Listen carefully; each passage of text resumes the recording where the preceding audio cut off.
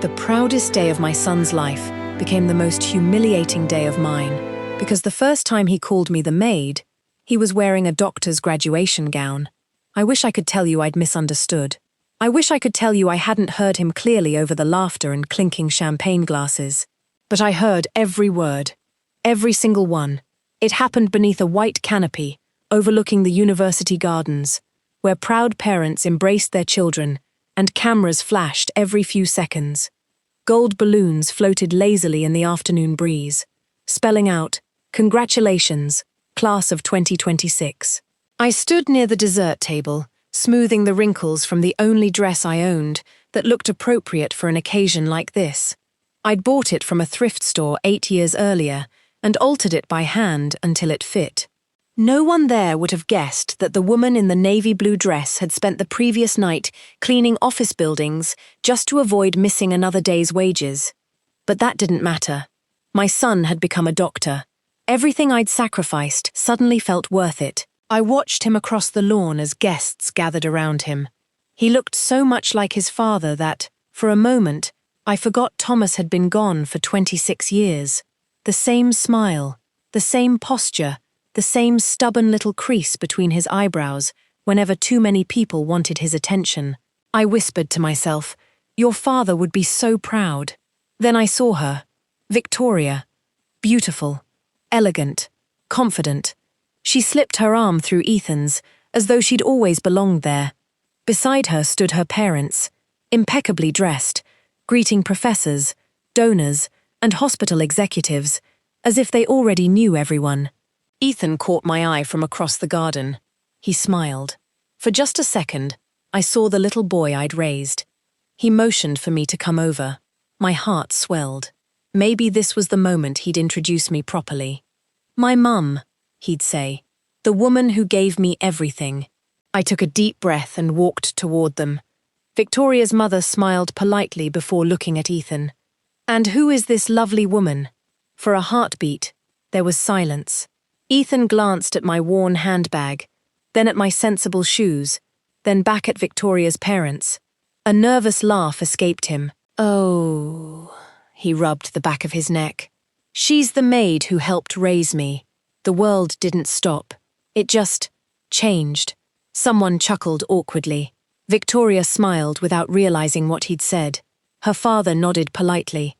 No one noticed the color drain from my face. No one noticed the folded letter inside my handbag, the one I'd written for Ethan at 3 o'clock that morning, slip from my trembling fingers onto the grass. I looked at my son. He wouldn't meet my eyes. So I bent down, picked up the letter, slipped it back into my bag, and walked away. He never came after me. 26 years earlier, I made a promise beside my husband's hospital bed that would shape the rest of my life. Before I tell you how my own son reached the point of calling me the maid, let me ask you something. If someone you sacrificed everything for ever denied you in public, what would you do? Tell me honestly in the comments. And if you enjoy stories that remind us how one decision can change an entire family forever, don't forget to subscribe. We have many more stories like this waiting for you. Now, let me take you back 26 years. The hospital room smelled of antiseptic and rain. Outside, droplets slid down the window in crooked lines, blurring the city skyline into patches of grey. Inside, the rhythmic beeping of the heart monitor filled every silence that neither Margaret nor Thomas knew how to break. Thomas had always been the strong one, the kind of man who laughed through pain and insisted he was fine, even when he wasn't. But that afternoon, he looked tired. Not the kind of tired that sleep could fix. Their 6-year-old son sat in the corner, colouring superheroes on a hospital notepad, blissfully unaware that his father was fighting to stay awake long enough to memorize his face. Thomas reached for Margaret's hand. "I'm sorry." She immediately shook her head. "Don't you dare apologize. I promised I'd always take care of you. And you have." His eyes drifted toward Ethan. "He's going to do something incredible one day." Margaret smiled through the tears gathering in her eyes. "He already has." Thomas chuckled weakly. "No, I mean, he'll help people." Margaret looked at their son. Ethan was carefully drawing a white coat on one of the superheroes. Thomas noticed it too. You see, he already thinks doctors are heroes. Margaret laughed softly for the first time that day. Then maybe one day he'll become one. Thomas squeezed her hand with what little strength he had left. If that day comes, promise me you'll be there. I don't care where life takes him. I don't care how successful he becomes. When he walks across that stage, I want the first face he sees to be yours. Margaret nodded, unable to speak. I promise. Thomas closed his eyes for a moment, before opening them again. Oh, and there's something I've been working on, she frowned. What is it? A faint smile crossed his lips. If I tell you now, it won't be a surprise anymore. She rolled her eyes. You and your surprises. Just promise me, when the time comes, you'll trust that everything I ever did was for you and Ethan. Before Margaret could ask another question, a nurse stepped quietly into the room. I'm sorry. Visiting hours are over. Thomas smiled at his wife one last time. Go home. Get our little hero some dinner. I'll see you tomorrow. Margaret leaned down and kissed his forehead. I love you. I love you more. They were the last words they ever said to each other. 3 days later, Thomas died from complications caused by internal injuries sustained in the construction accident. The funeral passed in a blur of flowers, condolences, and quiet tears. Among the mourners stood a middle-aged attorney named Richard Bennett.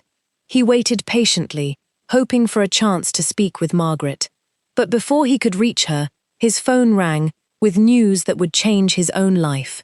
He collapsed from a massive stroke before the week was over. Margaret never knew he had been looking for her, and she never learned about the promise Thomas had tried so hard to protect. What she did know was that she had made a promise beside a hospital bed, and she intended to keep it, even if it cost her everything. Keeping a promise turned out to be far more expensive than Margaret had imagined. She worked wherever someone was willing to pay. Before sunrise, she cleaned office buildings, while the city still slept. By 8 o'clock, she was serving coffee and breakfast at a small diner on the edge of town. 3 evenings a week, she cleaned the homes of families who barely looked up from their dinner tables long enough to thank her. When Ethan asked why she was always tired, she'd simply smile and say, I'm investing. He'd laugh. In what? In the smartest little boy I know. She made every sacrifice seem like a joke, because she never wanted him to carry the weight of her struggles.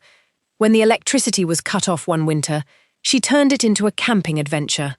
When they couldn't afford restaurant meals, she called their tiny kitchen the best cafe in town and let Ethan choose the menu. And on birthdays, she somehow managed to bake a cake every single year, even when there wasn't enough money left to buy one for herself. She refused to let poverty become his childhood. As the years passed, Ethan gave her every reason to believe her sacrifices were worth it. He studied hard, stayed out of trouble, graduated near the top of his class. Teachers couldn't stop praising him. Your son has a remarkable future, one principal told her. Margaret smiled. I know. The acceptance letter to medical school arrived on a rainy Thursday afternoon. Ethan burst through the apartment door, waving the envelope. I got in! Margaret screamed louder than he did. They laughed, they cried, they danced around the living room until both of them were out of breath. That night, after Ethan had gone to bed, Margaret sat alone at the kitchen table with a calculator, a stack of unpaid bills, and the tuition estimate. The smile slowly disappeared from her face.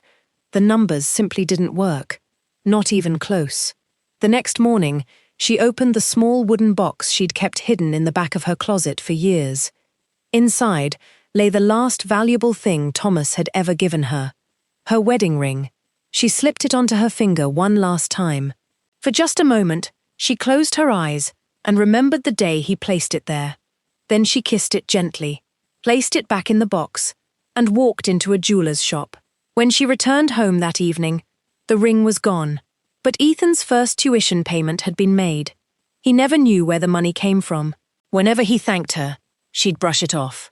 One day, she'd say with a smile, when you're saving lives, that'll be all the payment I need. For a long time, he believed her. But medical school introduced Ethan to a world Margaret had never known. classmates whose parents were surgeons, luxury apartments, private clubs, weekend trips, people who had never worried about choosing between groceries and electricity. At first, Ethan felt out of place. Then, he started trying very hard not to.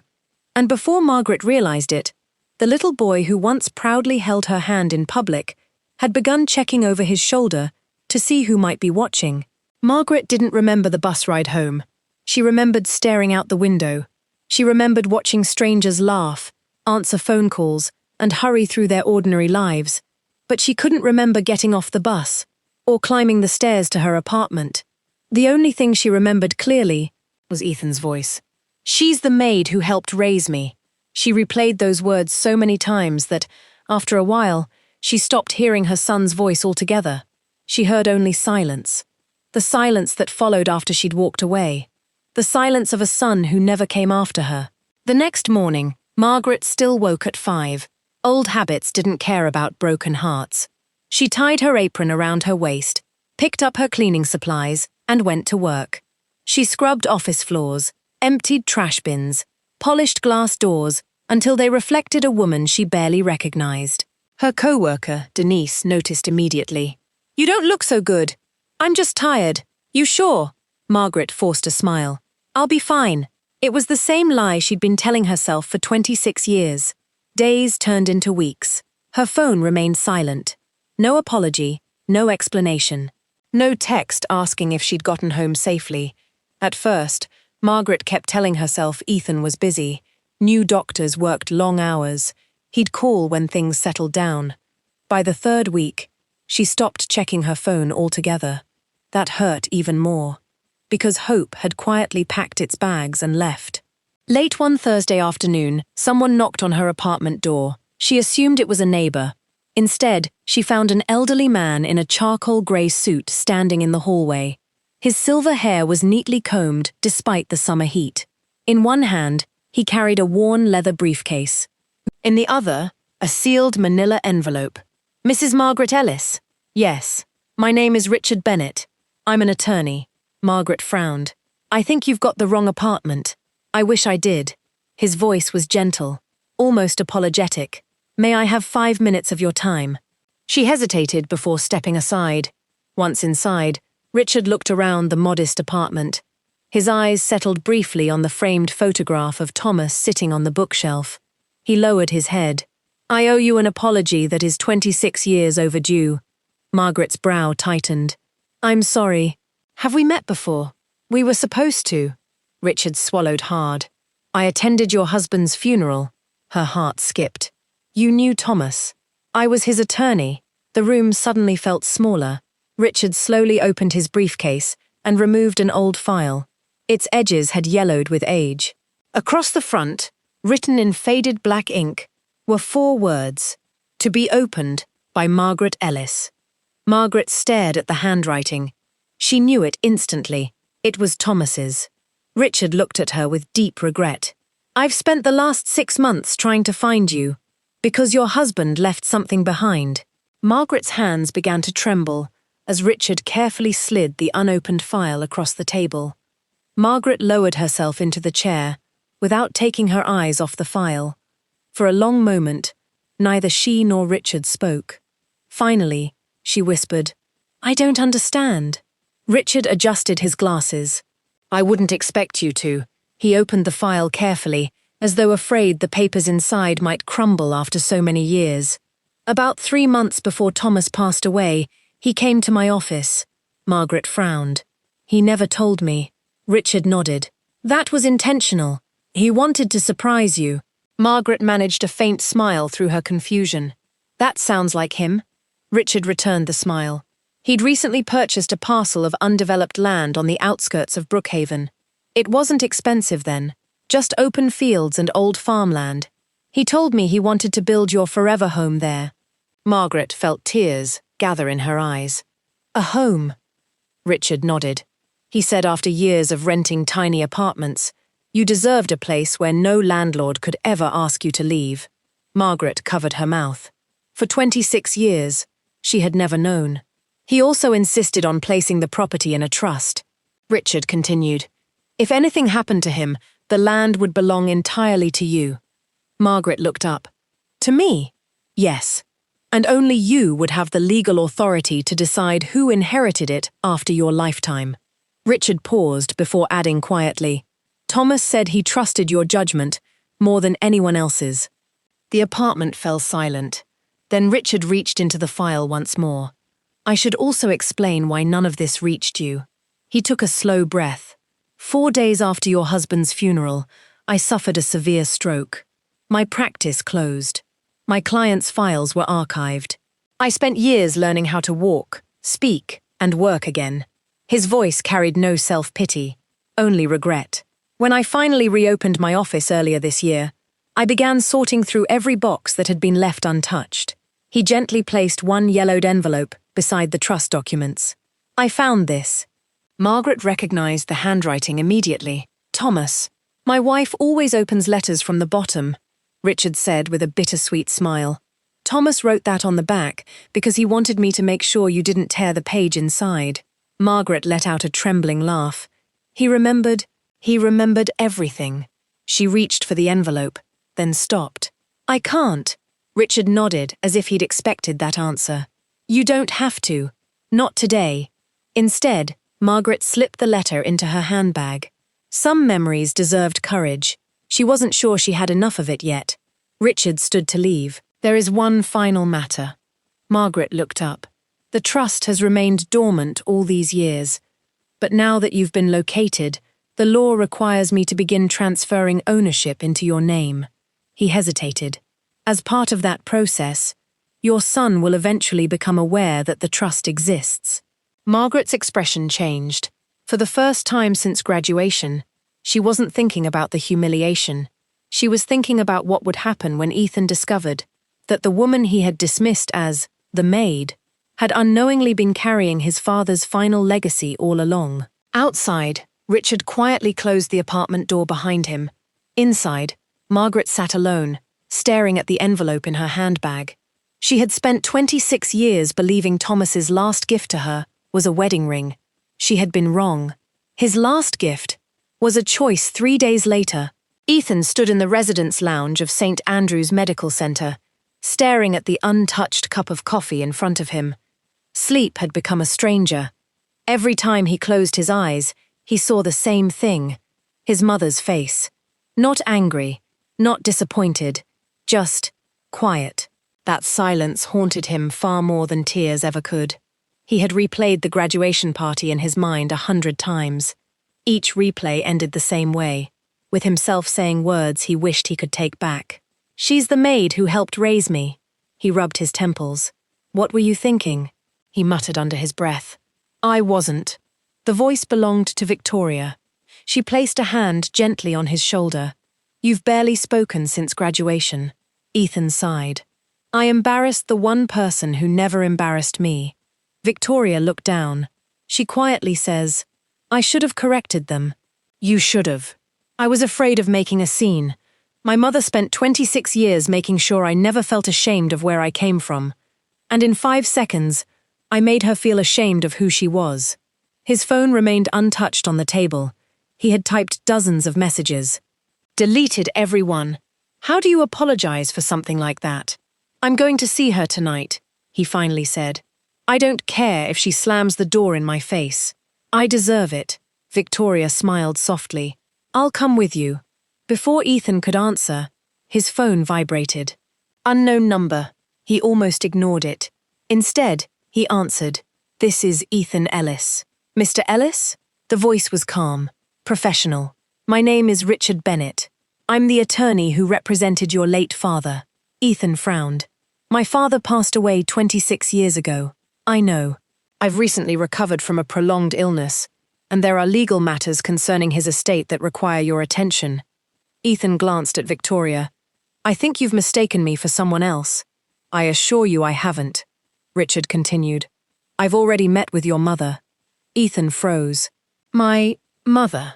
Yes. There are documents your father executed shortly before his death. They have now been delivered to their rightful owner. The word owner caught Ethan's attention. What documents? I'm afraid I can't discuss the details. There is, however, one thing I can tell you. Richard's voice became noticeably firmer. Your father placed complete confidence in your mother's judgment, and from this point forward, any decision regarding his final wishes rests entirely with her. The line went silent. Ethan lowered the phone slowly. Victoria searched his face. What happened? He looked toward the window, but all he could see was his own reflection. For the first time in years, the successful young doctor staring back at him didn't look accomplished. He looked like a frightened little boy who had disappointed both of his parents. Without another word, he grabbed his car keys. There was only one place he wanted to be: home. By the time Ethan reached Margaret's apartment, the sun had already disappeared behind the city skyline. He stood outside her door for nearly a minute.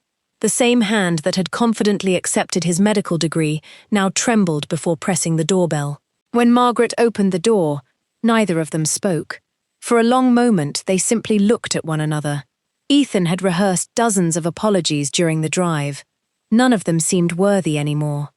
"I'm sorry, Mom," his voice cracked. "I don't expect you to forgive me. I just needed you to know that what I did was unforgivable." Margaret studied his face. She had imagined this moment 100 different ways: anger, tears, questions. Instead, she felt tired. "Come in." He stepped inside. Victoria followed quietly a few seconds later. She couldn't meet Margaret's eyes. "I'm sorry too," she whispered. "I should have corrected everyone. I knew exactly what he'd done, and I said nothing." Margaret nodded gently. Sometimes silence hurts just as much as words. Victoria lowered her head. "I know." "No," Margaret replied softly. "I don't think you did." The room fell silent. Finally, Ethan looked at the worn envelope resting on the coffee table. "Is that Dad's handwriting?" Margaret nodded. "I haven't opened it until today." She unfolded the letter with careful hands. The paper had yellowed with age, but Thomas's words remained clear. "My dearest Margaret, if you're reading this, then life didn't give us the years we planned. I know you'll spend every ounce of your strength making sure Ethan has every opportunity I wanted for him. But promise me one thing: never confuse success with character. A good career can earn respect. Only a good heart earns trust. If one day our son becomes both, then he'll already have the greatest inheritance I could ever leave him." By the time Margaret finished reading, no one was holding back tears. She folded the letter carefully and looked at Ethan. "Your father left me something else." She placed the trust documents beside the letter. Ethan didn't touch them. "I don't deserve any of it." "No," Margaret answered honestly. "Not today." The words landed like a stone. "But whether you deserve it tomorrow."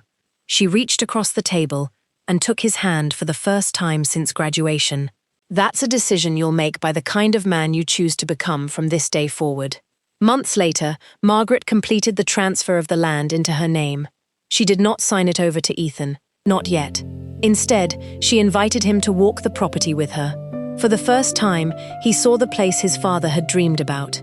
There were no grand speeches, no dramatic promises, just a mother, a son, and a quiet piece of land that had waited 26 years to bring them back together. Some inheritances are measured in money. Thomas's was measured in something far more difficult to earn: the chance to become worthy of it. Thank you for spending these moments with me. If this story touched you, there's another one on your screen right now that I think you'll love just as much. Tap it, and I'll meet you there.